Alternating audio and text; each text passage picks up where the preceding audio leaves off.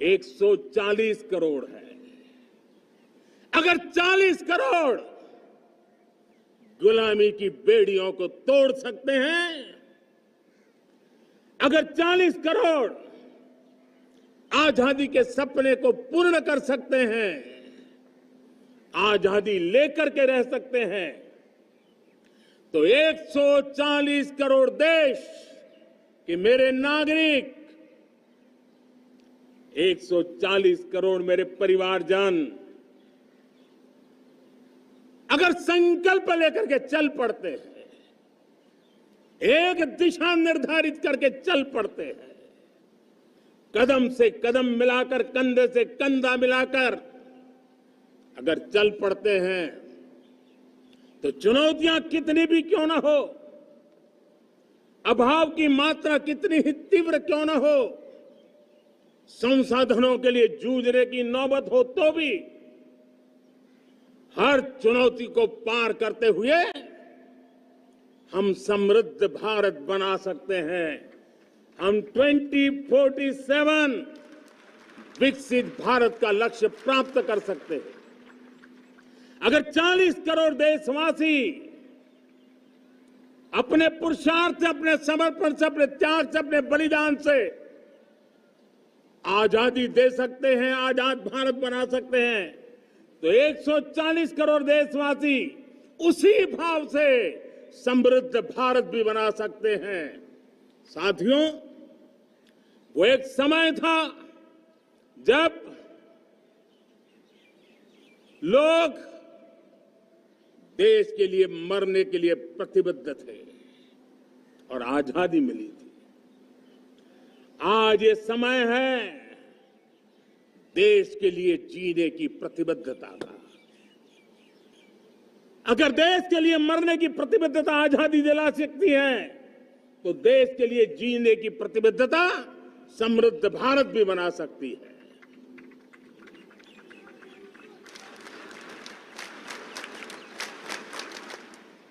साथियों, विकसित भारत 2047 इस तरफ भाषण के शब्द नहीं है, इसके पीछे कठोर परिश्रम चल रहा है। देश के कोटि कोटि जनों के सुझाव लिए जा रहे हैं और हमने देशवासियों से सुझाव मांगे और मुझे प्रसन्नता है कि मेरे देश के करोड़ों नागरिकों ने विकसित भारत 2047 के लिए अनगिनत सुझाव दिए हैं। हर देशवासी का सपना उसमें प्रतिबिंबित हो रहा है, हर देशवासी का संकल्प उसमें झलकता है।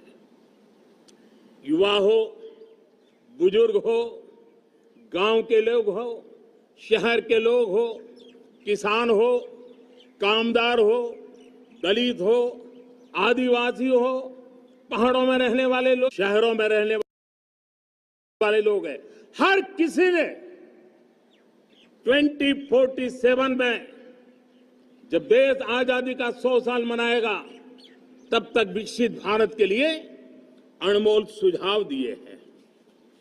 और मैं जब इन सुझावों को देखता था, मेरा मन प्रसन्न हो रहा था। उन्होंने क्या लिखा? कुछ लोगों ने कहा कि दुनिया का स्किल कैपिटल बनाने का सुझाव हमारे सामने रखा। 2047 विकसित भारत के लिए कुछ लोगों ने भारत को मैन्युफैक्चरिंग का ग्लोबल हब बनाने का सुझाव दिया। कुछ लोगों ने भारत के हमारी यूनिवर्सिटीज ग्लोबल बने, इसके लिए सुझाव दिया। कुछ लोगों ने यह भी कहा कि क्या आजादी के इतने सालों के बाद हमारा मीडिया ग्लोबल नहीं होना चाहिए। कुछ लोगों ने यह भी कहा कि हमारा स्किल्ड युवा विश्व की पहली पसंद बनना चाहिए।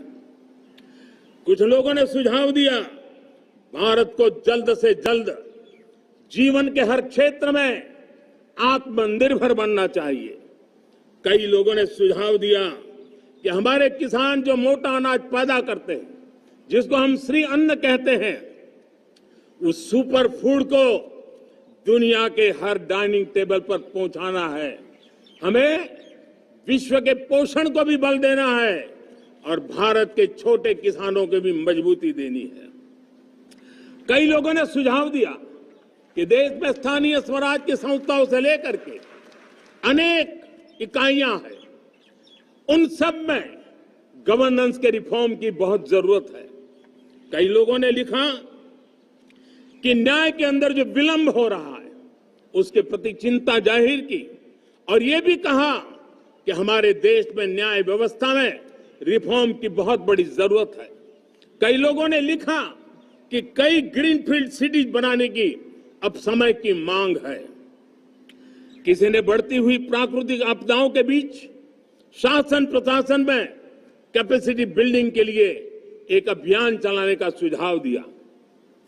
बहुत सारे लोगों ने यह सपना भी देखा है कि अंतरिक्ष में भारत का स्पेस स्टेशन जल्द से जल्द बनना चाहिए। किसी ने कहा भारत की जो पारंपरिक ट्रेडिशनल मेडिसिन है, हमारी औषधि है, दुनिया जब आज होलिस्टिक हेल्थ केयर की तरफ जा रही है, तब हमें भारत की पारंपरिक औषधियां और वेलनेस हब के रूप में भारत को विकसित करना चाहिए। कोई कहते हैं कि अब देर नहीं होनी चाहिए, भारत जल्द से जल्द दुनिया की तीसरी सबसे बड़ी इकोनॉमी बनना चाहिए। साथियों, मैं इसलिए पढ़ रहा था कि मेरे देशवासियों ने सुझाव दिए, मेरे देश के सामान्य नागरिक ने ये सुझाव हमें दिए हैं। मैं समझता हूं जब देशवासियों की इतनी विशाल सोच हो, देशवासियों के इतने बड़े सपने हो, देशवासियों की इन बातों में जब संकल्प झलकते हो, तब हमारे भीतर एक नया संकल्प दृढ़ बन जाता है, हमारे मन में आत्मविश्वास नई ऊंचाई पर पहुंच जाता है। और साथियों, देशवासियों का ये भरोसा सिर्फ कोई इंटेलेक्चुअल डिबेट नहीं है, ये भरोसा अनुभव से निकला हुआ है। ये विश्वास लंबे कालखंड के परिश्रम की पैदावार है और इसलिए देश का सामान्य मानव याद करता है। जब लाल किले से कहा जाता है कि हिंदुस्तान के 18,000 गांवों में समय सीमा में बिजली पहुंचाएंगे और वो काम हो जाता है, तब भरोसा मजबूत हो जाता है। जब यह तय होता है कि आजादी के इतने सालों के बाद भी 2.5 करोड़ परिवार ऐसे हैं जहां बिजली नहीं है, वो अंधेरे में जिंदगी गुजारते हैं, 2.5 करोड़ घरों में बिजली पहुंच जाती है, तब सामान्य मानवीय का भरोसा बढ़ जाता है। जब लाल किले से स्वच्छ भारत की बात कही जाए, तब इस देश के अग्रिम हरोर पंक्ति में बैठे हुए लोग हो, गांव के लोग हो, गरीब बस्ती में रहने वाले लोग हो, छोटे छोटे बच्चे हो, हर परिवार के अंदर स्वच्छता का वातावरण बन जाए, स्वच्छता की चर्चा हो, स्वच्छता के संदर्भ में एक दूसरे को रोक टोकने का निरंतर प्रयास चलता रहे। मैं समझता हूं कि ये भारत के अंदर आई हुई नई चेतना का प्रतिबिंब है। जब देश के सामने लाल किले से कहा जाए कि आज हमारे परिवारों में 3 करोड़ परिवार ऐसे हैं जिनके घर में नल से जल मिलता है, आवश्यक है हमारे इन परिवारों को पीने का शुद्ध पानी पहुंचे। जल जीवन मिशन के तहत इतने कम समय में नए 12 करोड़ परिवारों को जल जीवन मिशन के तहत नल से जल पहुंच रहा है। आज 15 करोड़ परिवार इसके लाभार्थी बन चुके हैं। हमारे कौन लोग वंचित थे इन व्यवस्थाओं से, कौन पीछे रह गए थे? समाज के अग्रिम पंक्ति के लोग इसके लिए अभाव में नहीं जीते थे। मेरे दलित, मेरे पीड़ित, मेरे शोषित, मेरे आदिवासी भाई बहन, मेरे गरीब भाई बहन, मेरे झुग्गी झोपड़ी में जिंदगी गुजारने वाले लोग, वही तो इन चीजों के अभाव में जी रहे थे। हमने अनेक ऐसे प्राथमिक आवश्यकताओं की पूर्ति के लिए जो प्रयास किया और उसका परिणाम हमारे इन सारे समाज के बंधुओं को मिला है। हमने वोकल फॉर लोकल का मंत्र दिया। आज मुझे खुशी है कि वोकल फॉर लोकल ने अर्थतंत्र के लिए एक नया मंत्र बन गया है। हर डिस्ट्रिक्ट अपनी पैदावार के लिए गर्व करने लगा है। वन डिस्ट्रिक्ट वन प्रोडक्ट का माहौल बना है। अब वन डिस्ट्रिक्ट वन प्रोडक्ट को वन डिस्ट्रिक्ट का वन प्रोडक्ट एक्सपोर्ट कैसे हो, उस दिशा में हर जिले सोचने लगे हैं। रिन्यूएबल एनर्जी का संकल्प लिया था। G20 समूह के देशों ने जितना किया है उससे ज्यादा भारत ने किया है और भारत ने ऊर्जा के क्षेत्र में आत्मनिर्भर बनने के लिए, ग्लोबल वार्मिंग की चिंताओं से मुक्ति पाने के लिए हमने काम किया है। साथियों, देश गर्व करता है आज जब फिनटेक की सफलता को लेकर पूरा विश्व भारत से कुछ सीखना समझना चाहता है, तब हमारा गर्व और बढ़ जाता है। साथियों, हम कैसे भूल सकते हैं कोरोना के वो संकट काल। विश्व में सबसे तेज गति से करोड़ों लोगों को वैक्सीनेशन का काम हमारे इसी देशों में हुआ। यही देश हैं जो कभी आतताई आतंकवादी हमें आकर के मार के चले जाते थे। जब देश की सेना सर्जिकल स्ट्राइक करती है, जब देश की सेना एयर स्ट्राइक करती है, तो देश के नौजवानों का सीना ऊंचा हो जाता है, तन जाता है, गर्व से भर जाता है। और यही बातें हैं जो आज 140 करोड़ देशवासियों का मन गर्व से भरा हुआ है, आत्मविश्वास से भरा हुआ है। साथियों, इन सारी बातों के लिए एक सुविचारित प्रयास हुआ है। रिफॉर्म की परंपरा को सामर्थ्य दिया गया है। नक्कर तरीकों के, नक्कर लक्ष्य को लेकर के, और जब राजनीतिक नेतृत्व की संकल्प शक्ति हो, दृढ़ विश्वास हो, जब सरकारी मशीनरी उसको लागू करने के लिए समर्पण भाव से जुट जाती है, और जब देश के हर नागरिक उस सपने को पूरा करने के लिए, जन भागीदारी करने के लिए, जन आंदोलन बनाने के लिए आगे आता है, तब हमें निश्चित परिणाम मिलता ही रहता है। मेरे प्यारे देशवासियों, हम ये न भूलें कि इस देश उस परिस्थितियों से भी दशकों तक भी आजादी के बाद समय बिताया है, जब होती है, चलती है, अरे यार ये तो चलेगा, अरे हमें क्या मेहनत करने की जरूरत है, अरे मामला है अगली पीढ़ी दिखेगी, अरे हमको मौका मिला है यार, मौज कर लो, आगे वाला आगे का जाने, हमें क्या कर रहा है, हम अपना समय निकाल दें, अरे नया करने जाओगे कोई बवाल उठ जाए। पता नहीं क्यों देश में स्टेटस को का माहौल बन गया था। जो है उसी से गुजारा कर लो, यही का माहौल बन गया था। और लोग तो कहते हैं अरे भाई छोड़ो, अब कुछ होने वाला नहीं है, चलो, ऐसा ही मन मर गया था। हमें इस मानसिकता को तोड़ना था, हमें विश्वास से भरना था, और हमने उस दिशा में प्रयास किया। कई लोग तो कहते थे अरे भाई अगली पीढ़ी के लिए काम हम अभी से क्यों करें, हम तो आज का देखें। लेकिन देश का सामान्य नागरिक ये नहीं चाहता था। वो बदलाव के इंतजार में था, वो बदलाव चाहता था, उसकी ललक थी, लेकिन उसके सपनों को किसी ने तवज्जो नहीं दी, उसकी आशा आकांक्षाओं को, अपेक्षाओं को तवज्जो नहीं दी गई, और उसके कारण वो मुसीबतों को झेलते हुए गुजारा करता रहा, वो रिफॉर्म्स का इंतजार करता रहा। हमें जिम्मेदारी दी गई और हमने बड़े रिफॉर्म्स जमीन पर उतारे। गरीब हो, मिडिल क्लास हो, हमारे वंचित लोग हो, हमारी बढ़ती जाती शहरी आबादी हो, हमारे नौजवानों के सपने हो, संकल्प हो, आकांक्षाएं हो, उनके जीवन में बदलाव लाने के लिए रिफॉर्म का मार्ग हमने चुना। और मैं देशवासियों को विश्वास दिलाना चाहता हूं, रिफॉर्म के प्रति हमारी जो प्रतिबद्धता है वो पिंक पेपर के एडिटोरियल के लिए सीमित नहीं है। हमारे रिफॉर्म्स की ये प्रतिबद्धता है, वो 4 दिन की वाहवाही के लिए नहीं है। हमारी रिफॉर्म्स की प्रक्रिया किसी मजबूरी में नहीं है, देश को मजबूती देने के इरादे से है।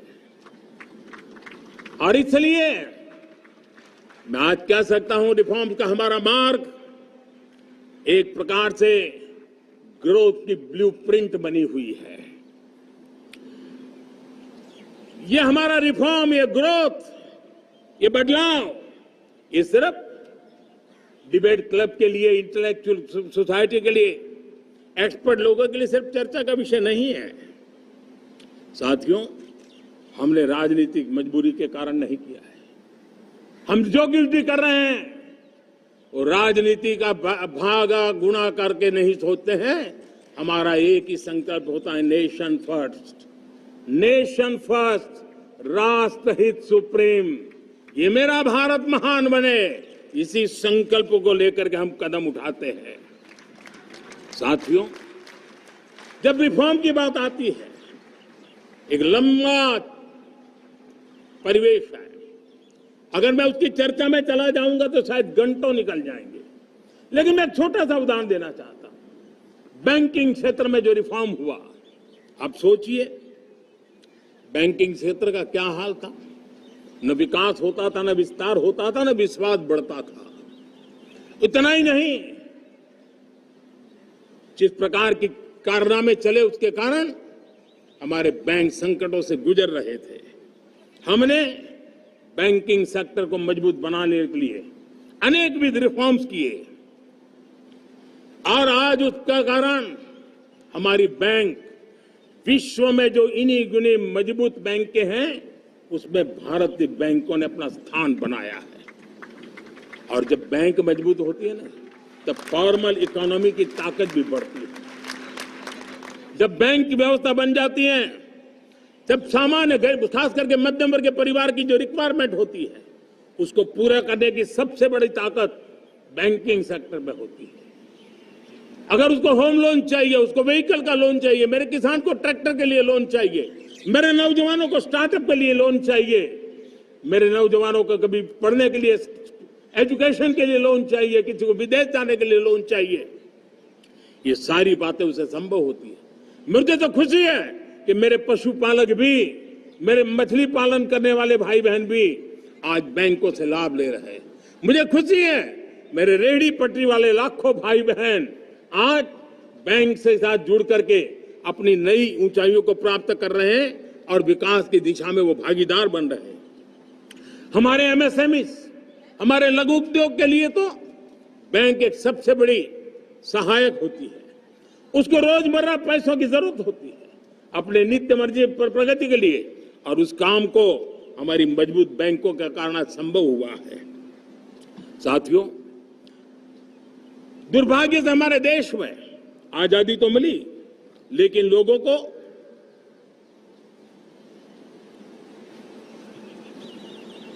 एक प्रकार से माई बाप कल्चर से गुजरना पड़ा। सरकार के पास मांगते रहो, सरकार के पास हाथ फैलाते रहो, किसी की सिफारिश के लिए रास्ते खोजते रहो, वही कल्चर डेवलप हुआ था। आज हमने गवर्नेंस के इस मॉडल को बदला है। आज सरकार खुद लाभार्थी हितार्थी के पास जाती है। आज सरकार खुद उसके घर गैस का चूल्हा पहुंचाती है। आज सरकार खुद उसके घर पानी पहुंचाती है। आज सरकार खुद उसके घर बिजली पहुंचाती है। आज सरकार खुद उसको आर्थिक मदद दे करके विकास के नए आयामों को सर करने के लिए प्रेरित करती है, प्रोत्साहित करती है। आज सरकार खुद नौजवान के स्किल डेवलपमेंट के लिए अनेक कदम उठा रही है। साथियों, बड़े रिफॉर्म्स के लिए हमारी सरकार बहुत ही प्रतिबद्ध है और हम इसी के द्वारा देश में प्रगति की राह को चुनना चाहते हैं। साथियों, देश में नई व्यवस्थाएं बन रही है। देश को आगे ले जाने के लिए अनेक वित्त नीतियों को, अनेक वित्त पॉलिसीज को निरंतर बनाया जाए और नए सिस्टम पर देश का भरोसा भी बढ़ता रहता है, निरंतर बढ़ता रहता है। आज जो 20-25 साल का नौजवान है, जो 10 साल पहले जब 12-15 साल की उम्र का नौजवान था, उसने अपनी आंखों के सामने ये बदलाव देखा है। 10 साल के भीतर भीतर उसके सपनों को आकार मिला है, धार मिली है और उसके आत्मविश्वास में एक नई चेतना जगी है और वही देश का एक नया सामर्थ्य के रूप में उभरना है। आज विश्व भर में भारत की साख बढ़ी है, भारत के प्रति देखने का नजरिया बदला है। आज विश्व में युवाओं के लिए संभावनाओं के द्वार खुले हैं, रोजगार के अनगिनत नए अवसर जो शायद आजादी के इतने सालों के बाद भी नहीं आए थे, वो आज उनके दरवाजे पर दस्तक दे रहे हैं। संभावनाएं बढ़ती गई हैं, नए मौके बन रहे हैं। मेरे देश के युवाओं को अब धीरे धीरे चलने का इरादा नहीं है। मेरा देश का नौजवान इंक्रीमेंटल प्रगति में विश्वास नहीं करता। मेरा देश का नौजवान छलांग मारने के मूड में है, वो छलांग मार के नई सिद्धियों को प्राप्त करने के मूड में है। मैं कहना चाहूंगा, भारत के लिए गोल्डन एरा है। वैश्विक परिस्थितियों की तुलना में भी देखें, ये गोल्डन एरा है, ये हमारा स्वर्णिम कालखंड है। मेरे प्यारे देशवासियों, ये अवसर हमें जाने नहीं देना है, ये मौका हमें जाने नहीं देना चाहिए और इसी मौके को पकड़ करके अपने सपने और संकल्पों को लेकर के चल पड़ेंगे तो हम देश की स्वर्णिम भारत की जो अपेक्षा और हमें विकसित भारत का 2047 का लक्ष्य हम पूरा करके रहेंगे। हम सदियों की बेड़ियों को तोड़ करके निकले हैं। आज टूरिज्म का क्षेत्र हो, एमएसएमई का क्षेत्र हो, एजुकेशन हो, हेल्थ सेक्टर हो, ट्रांसपोर्ट सेक्टर हो, खेती और किसानी का सेक्टर हो, हर सेक्टर में एक नया आधुनिक सिस्टम बन रहा है। हम विश्व की बेस्ट प्रैक्टिसेस को भी आगे देख रखते हुए हम हमारे देश की परिस्थितियों के अनुसार आगे बढ़ना चाहते हैं। हर सेक्टर में आधुनिकता की जरूरत है, नएपन की जरूरत है, टेक्नोलॉजी को जोड़ने की जरूरत है और हर सेक्टर में हमारी नई नीतियों के कारण इन सारे क्षेत्रों में एक नया सपोर्ट मिल रहा है, नई ताकत मिल रही है।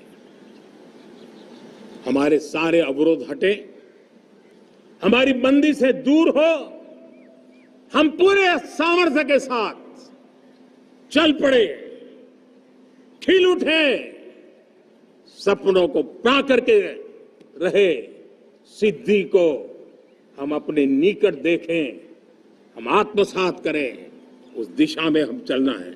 अब आप देखिए कितना बड़ा बदलाव हो रहा है। मैं एकदम जमीनी स्तर की बात करूं, विमेन सेल्फ हेल्प ग्रुप आज 10 साल में हमारे 10 करोड़ बहनें विमेन सेल्फ हेल्प ग्रुप में जुड़ी है। 10 करोड़ नई बहनें। हमें गर्व हो रहा है कि हमारे सामान्य परिवार की गांव की 10 करोड़ महिलाएं आर्थिक रूप से आत्मनिर्भर बन रही हैं और जब महिला आर्थिक रूप से आत्मनिर्भर बनती हैं तब परिवार की निर्णय प्रक्रिया की हिस्सेदार बनती हैं, एक बहुत बड़ी सामाजिक परिवर्तन की गारंटी लेकर के आती है। मुझे गर्व है इस बात पर, लेकिन साथ साथ मुझे गर्व इस बात का भी है कि हमारे सीईओ आज दुनिया भर के अंदर अपनी धाक जमा रहे हैं। भारत के हमारे सीईओ विश्व भर में अपनी धाक जमा रहे हैं। हमारे लिए खुशी की बात है कि एक तरफ मेरे सीईओ दुनिया भर में नाम कमा रहे हैं, भारत का नाम बढ़ा रहे हैं, तो दूसरी तरफ विमेन सेल्फ हेल्प ग्रुप से 1 करोड़ मेरी सामान्य परिवार की माताएं बहनें लखपति दीदी बनती है। मेरे लिए ये भी उतना ही गर्व की बात है। अब हमने सेल्फ हेल्प ग्रुप को 10 लाख रुपए से 20 लाख रुपए देने का निर्णय किया है। अब तक 9 लाख करोड़ रुपए बैंकों के माध्यम से हमारे इन विमेन सेल्फ हेल्प ग्रुप को मिले हैं और जिसकी मदद से वो अपने अनेक विध कामों को बढ़ावा रहे हैं। मेरे साथियों, मेरे नौजवान इस तरफ ध्यान दें। स्पेस सेक्टर एक फ्यूचर है हमारे साथ जुड़ा हुआ, एक महत्वपूर्ण पहलू है। हम उस पर भी बल दे रहे हैं। हमने स्पेस सेक्टर में बहुत रिफॉर्म किए हैं। जिन बंधनों में हमने स्पेस सेक्टर को बांध के रखा था, उसे हमने खोल दिया है। आज सैकड़ों स्टार्टअप्स स्पेस के सेक्टर में आ रहे हैं। वाइब्रेंट बनता जाता हमारा स्पेस सेक्टर भारत को एक शक्तिशाली राष्ट्र बनाने का एक महत्वपूर्ण अंग है और हम इसको दूर की सोच के साथ मजबूती दे रहे हैं। आज private satellite, private rocket launch हो रहे हैं। ये गर्व की बात है। आज मैं कह सकता हूं, जब नीति सही होती है, नियत सही होती है और पूर्ण समर्पण से राष्ट्र का कल्याण यही मंत्र होता है, तो निश्चित परिणाम हम प्राप्त करके रहते हैं।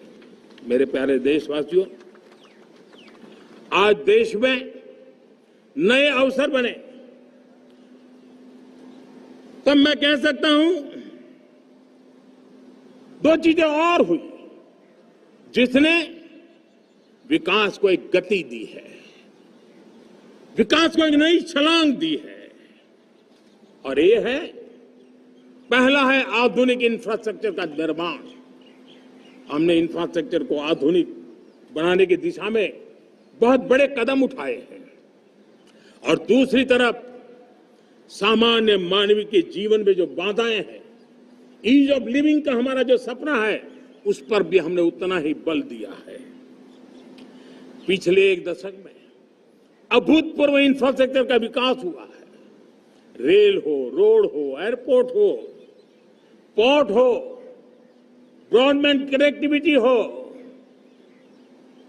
गांव गांव नए स्कूल बनाने की बात हो, जंगलों में स्कूल बनाने की बात हो, दूर सुदूर इलाकों में अस्पताल बनाने की बात हो, आरोग्य मंदिर बनाने की बात हो, मेडिकल कॉलेजों का काम हो, आयुष्मान आरोग्य मंदिरों का निर्माण चलता हो, 60,000 से ज्यादा अमृत सरोवर बने हो, 2 लाख पंचायतों तक ऑप्टिकल फाइबर नेटवर्क पहुंचा हो, नहरों का एक बहुत बड़ा जाल बिछाया जा रहा हो, 4 करोड़ पक्के घर बनना, गरीबों को एक नया आश्रय मिलना, 3 करोड़ नए घर बनाने के संकल्प के साथ आगे बढ़ने की हमारी कोशिश हो। हमारा पूर्वी भारत, नॉर्थ ईस्ट, उसका इलाका आज इंफ्रास्ट्रक्चर के लिए जाने जाना लगा है। और हमने ये जो कायाकल्प किया है, उसका सबसे बड़ा लाभ समाज के उन वर्गों तक हम पहुंचे हैं।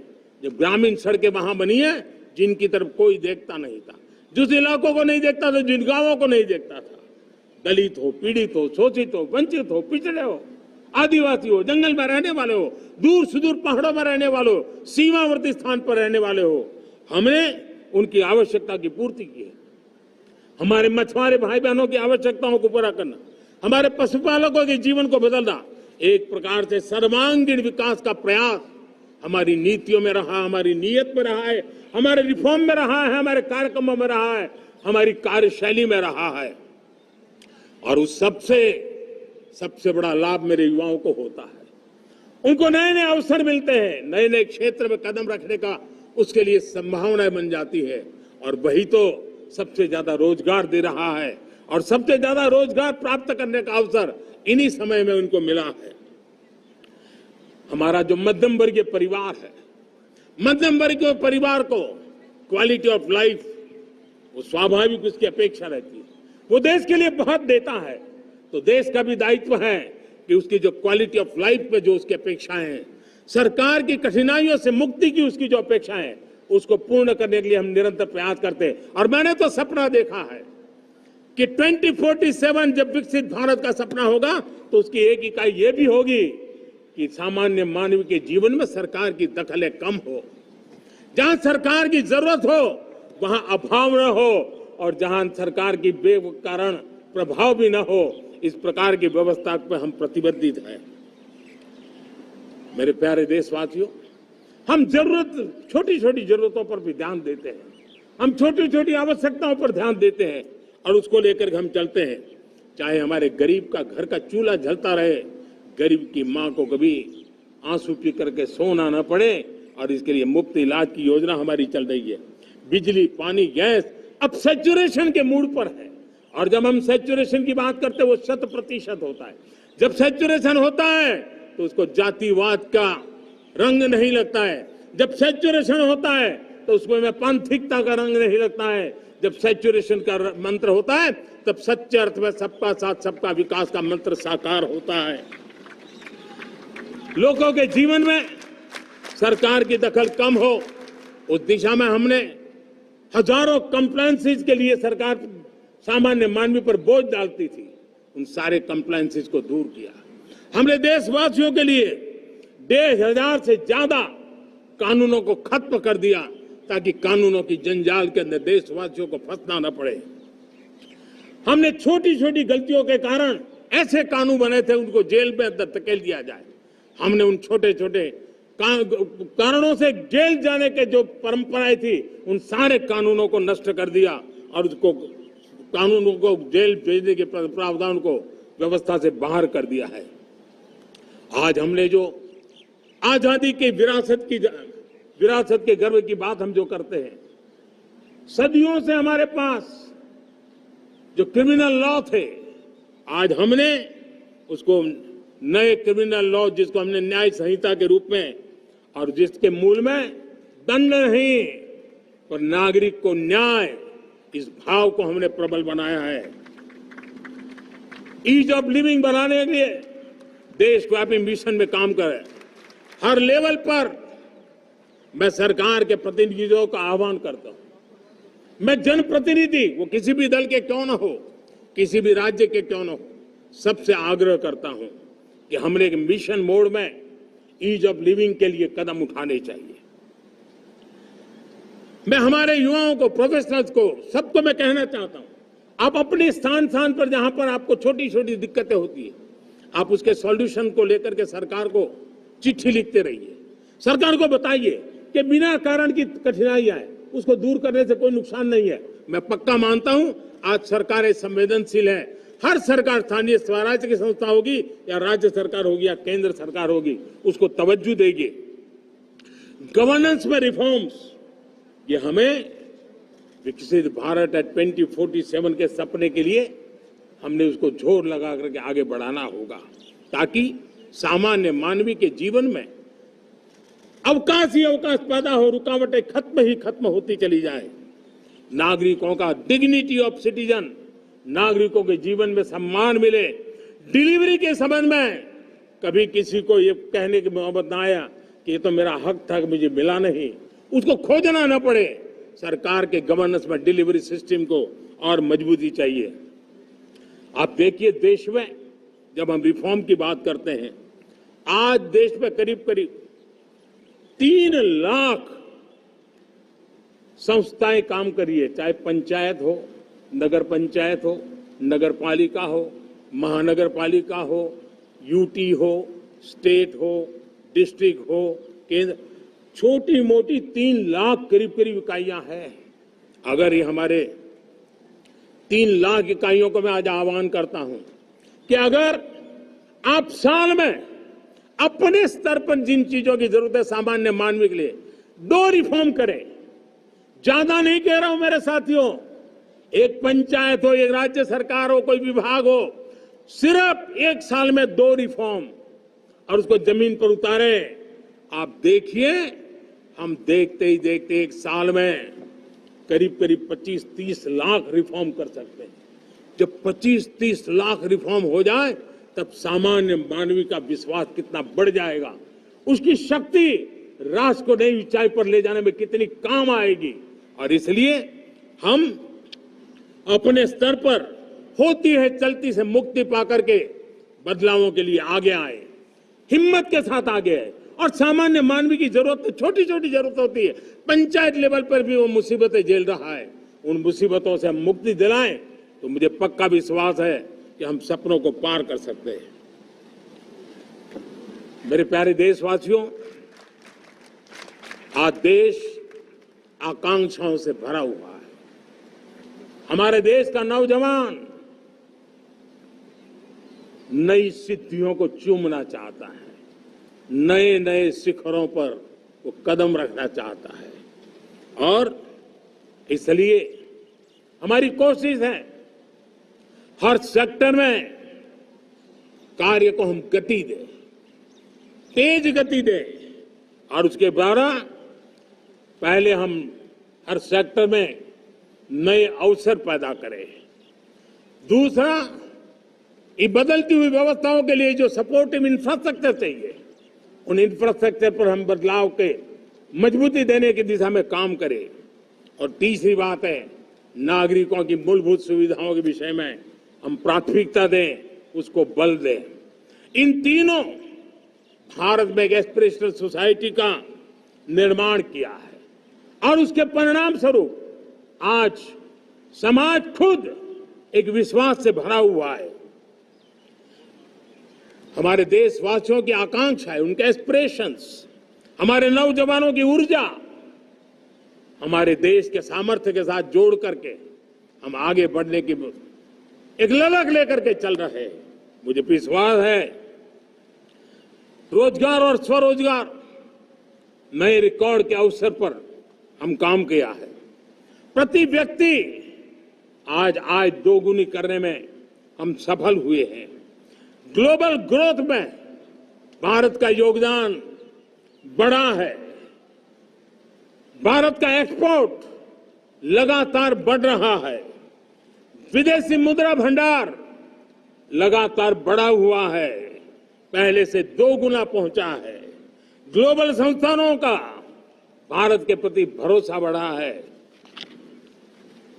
मुझे विश्वास है भारत की दिशा सही है, भारत की गति तेज है और भारत के सपनों में सामर्थ्य है, लेकिन इन सबके साथ संवेदनशीलता का हमारा मार्ग हमारे लिए ऊर्जा में एक नई चेत, समभाव भी चाहिए, ममभाव भी चाहिए, उसको लेकर के हम चल रहे हैं। साथियों, मैं जब कोरोना काल को याद करता हूं, कोरोना की वैश्विक महामारी के बीच सबसे तेजी से इकोनॉमी को बेहतर बनाने वाला कोई देश है तो वो देश भारत है। तब लगता है कि हमारी दिशा सही है। जब जात पात मत पंथ ऊपर उठकर हर घर तिरंगा फहराया जाता है, तब लगता है देश की दिशा सही है। आज पूरा देश तिरंगा है, हर घर तिरंगा है। न कोई जात है, न कोई पात है, न कोई ऊंच है, न कोई नीच है, सभी भारतीय है। यही तो हमारी दिशा की ताकत है। जब हम 25 करोड़ लोगों को गरीबी से बाहर निकालते हैं, तब हमारा विश्वास पक्का हो जाता है कि हमने गति को बराबर मेंटेन किया है और सपनों को साकार करना दूर नहीं है। जब 100 से अधिक आकांक्षी जिले अपने अपने राज्य के अच्छे जिलों की स्पर्धा कर रहे हैं, बराबरी करने लगे हैं, तो हमें लगता है कि हमारी दिशा और गति दोनों सामर्थ्यवान है। जब हमारे उन आदिवासी साथियों को वो मदद मिलती है, पीएम जनमन के द्वारा उनको जो योजनाएं पहुंची थी, आबादी बहुत छोटी है लेकिन बहुत दूर सुदूर इलाकों में छुटपुट परिवार रहते हैं, हमने उनको खोज के निकाला है, उनके लिए चिंता की है। तब लगता है कि संवेदनशीलता से जब काम करते हैं तब संतोष कितना मिलता है। वर्किंग वुमेन के लिए पेड मैटरनिटी लीव 12 हफ्ते से बढ़ा करके 26 हफ्ते कर देते हैं। तब सिर्फ नारी का सम्मान ही करते इतना नहीं है, नारी के प्रति संवेदनशील भाव से निर्णय करते इतना नहीं, लेकिन उसके गोद में जो बच्चा पला है ना, उसको एक उत्तम नागरिक बनाने के लिए माँ की जो जरूरत है उसमें सरकार रुकावट न बने, इस संवेदनशील भावना से उस निर्णय को हम करते हैं। जब मेरे दिव्यांग भाई बहन भारतीय साइन लैंग्वेज की बात हो या तो सुगम्य भारत का अभियान हो, उसको लगता है कि अब मेरी भी डिग्निटी है, मेरे प्रति देश के नागरिक सम्मान के भाव से देखता है। और पैरालंपिक में तो हमारे खिलाड़ी नई नई ताकत दिखाने लगे हैं, तब लगता है कि ये जो मेरा मम भाव है, हम सबका मम भाव है, उसकी ताकत नजर आती है। हमारे ट्रांसजेंडर समाज के प्रति हम जिस संवेदना के साथ निर्णय बना रहे हैं, हम नए नए कानून बना रहे हैं, उनको सम्मान का जीवन देने के लिए हम प्रयास कर रहे हैं, तब बदलाव की हमारी दिशा सही दिखता है। सेवा भाव से किए गए इन कामों का, जो त्रिविध मार्गों से हम चले हुए, इन कामों का एक सीधा सीधा लाभ आज उसके परिणाम के रूप में हमें नजर आ रहा है। 60 साल बाद लगातार तीसरी बार आपने हमें देश सेवा का मौका दिया है। मेरे 140 करोड़ देशवासी, आपने जो आशीर्वाद दिए हैं, उस आशीर्वाद में मेरे लिए एक ही संदेश है, जन जन की सेवा, हर परिवार की सेवा, हर क्षेत्र की सेवा, और सेवा भाव से समाज की शक्ति को साथ लेकर के विकास की नई ऊंचाइयों पर पहुंचना। 2047 विकसित भारत के सपने को लेकर के चलना, उसी एक संदेश को लेकर मैं आज लाल किले की प्राचीर से हमें आशीर्वाद देने के लिए मैं कोटि कोटि देशवासियों का सर झुका करके आभार व्यक्त करता हूं। मैं उनके प्रति नतमस्तक होता हूं और मैं उनको विश्वास दिलाता हूं कि हमें नई ऊंचाइयों को नए जोश के साथ आगे बढ़ना है। हमें सिर्फ जो हो गया है वो संतोष मान करके बैठने वाले हम लोग नहीं हैं, वो हमारे संस्कार में नहीं है। हम कुछ और करने के लिए, कुछ और आगे बढ़ने के लिए और कुछ और नई ऊंचाइयों को पार करने के लिए हम आगे बढ़ना चाहते हैं। विकास को, समृद्धि को, सपनों को साकार करने को, संकल्प को लिए जीवन खपाने को हम अपना स्वभाव बनाना चाहते हैं, देशवासियों का स्वभाव बनाना चाहते हैं। मेरे प्यारे देशवासियों, आज नई शिक्षा नीति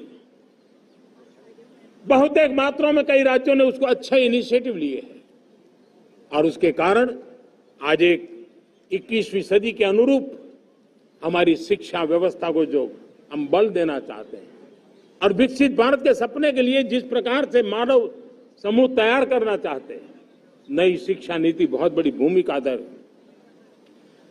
मैं नहीं चाहता हूं कि मेरे देश के नौजवानों को अब विदेशों में पढ़ने के लिए मजबूर होना पड़े। मध्यम वर्गीय परिवार के लाखों करोड़ों रुपया बच्चों को विदेश पढ़ने के लिए भेजने में खर्च हो जाए। हम यहां ऐसी शिक्षा व्यवस्था का विकसित करना चाहते हैं कि मेरे देश के नौजवानों को विदेश जाना न पड़े, मेरे मध्यम वर्गीय परिवारों को लाखों करोड़ रुपया खर्च करना न पड़े। इतना ही नहीं, ऐसे संस्थान निर्माण हो ताकि विदेशों से लोग भारत के अंदर उनका मुंह मोड़े। अभी अभी हमने बिहार का हमारा गौरवप्रद इतिहास रहा है, नालंदा यूनिवर्सिटी का पुनर्निर्माण किया है। फिर से एक बार नालंदा यूनिवर्सिटी काम करना शुरू कर दिया है, लेकिन हमें शिक्षा के क्षेत्र में फिर से एक बार सदियों पुराने उस नालंदा स्पिरिट को जगाना होगा, उस नालंदा स्पिरिट को जीना होगा, उस नालंदा स्पिरिट को लेकर के बड़े विश्वास के साथ विश्व की ज्ञान की परंपराओं को नई चेतना देने का काम हमें करना होगा। मुझे पक्का विश्वास है कि नई शिक्षा नीति ने मातृभाषा पर बल दिया है। मैं राज्य सरकारों से कहूंगा, मैं देश की सभी संस्थानों से कहूंगा कि भाषा के कारण हमारे देश की टैलेंट को रुकावट नहीं आनी चाहिए, भाषा अवरुद्ध नहीं होनी चाहिए। मातृभाषा का सामर्थ्य हमारे देश के छोटे छोटे गरीब से गरीब मां के बेटे को भी सपने पूरा करने का ताकत देता है। और इसलिए हमने हमारी मातृभाषा में पढ़ाई, जीवन में मातृभाषा का स्थान, परिवार में मातृभाषा का स्थान, उसकी ओर हमें बल देना होगा। मेरे प्यारे देशवासियों, जिस प्रकार से आज विश्व का बदलाव नजर आ रहा है और तब जाकर के स्किल का महत्व बहुत बढ़ गया है और हम स्किल को और नई एक ताकत देना चाहते हैं। हम इंडस्ट्री 4.0 को ध्यान में रख करके हम स्किल डेवलपमेंट चाहते हैं। हम जीवन के हर क्षेत्र में, हम एग्रीकल्चर सेक्टर में भी कैपेसिटी बिल्डिंग करके देने के लिए स्किल डेवलपमेंट चाहते हैं। हम तो हमारा सफाई का क्षेत्र हो उसमें भी एक नए स्किल डेवलपमेंट की ओर बल देना चाहते हैं और हम स्किल इंडिया प्रोग्राम को बहुत व्यापक रूप से इस बार लेकर के आए हैं। बजट में भी इसका बहुत बड़ा, इस बजट में इंटर्नशिप को भी हमने बल दिया है ताकि हमारे नौजवानों को एक एक्सपीरियंस मिले, उनकी कैपेसिटी बिल्डिंग हो और बाजार में उनका ताकत दिखाई दे। उस प्रकार से मैं स्किल युवाओं को तैयार करना चाहता हूं। और इसलिए कई बार, और दोस्तों, आज विश्व की परिस्थिति को देखते हुए मैं साफ साफ देख रहा हूं कि भारत का स्किल्ड मैन पावर जो है, हमारा स्किलफुल जो नौजवान है, वो ग्लोबल जॉब मार्केट में अपनी दमक बनाए। हम उस सपने को लेकर के आगे चल रहे हैं। साथियों, विश्व जिस तेजी से बदल रहा है, जीवन के हर क्षेत्र में साइंस और टेक्नोलॉजी का महत्व बढ़ता चला जाने वाला है। हमें साइंस को बहुत बढ़ देने की आवश्यकता है और मैंने देखा चंद्रयान की सफलता के बाद हमारे स्कूल कॉलेज के अंदर साइंस और टेक्नोलॉजी के प्रति एक नई रुचि का वातावरण बना है, नई दिलचस्पी बढ़ी है। तब हमारे शिक्षा संस्थानों ने ये जो मनोभाव बना है उसको नर्चर करने के लिए आगे आना होगा। भारत सरकार ने भी रिसर्च के लिए सपोर्ट बढ़ा दिया है। हमने ज्यादा से ज्यादा चेयर स्थापित किए हैं। हमने नेशनल रिसर्च फाउंडेशन बना करके हमने उसको एक कानूनी परिवेश में ला करके स्थायी रूप से एक व्यवस्था विकसित की है ताकि रिसर्च को लेकर के निरंतर बल मिले और ये रिसर्च फाउंडेशन उस काम को करे। मेरे बड़े गर्व की बात है कि बजट में हमने 1 लाख करोड़ रुपया रिसर्च और इनोवेशन के लिए हमने देने का निर्णय किया है ताकि हमारे देश के नौजवान के पास जो आइडियाज है उस आइडियाज को हम जमीन पर उतार पाए। साथियों, आज भी हमारे देश में मेडिकल एजुकेशन के लिए हमारे बच्चे बाहर जा रहे हैं। वैसा कहा मैंने, वो ज्यादातर मध्यम वर्गीय परिवार के, उनके लाखों करोड़ों रुपए खर्च हो जाते हैं और तब जाकर के हमने पिछले 10 साल में मेडिकल सीटों को करीब करीब 1 लाख कर दिया। आज मैं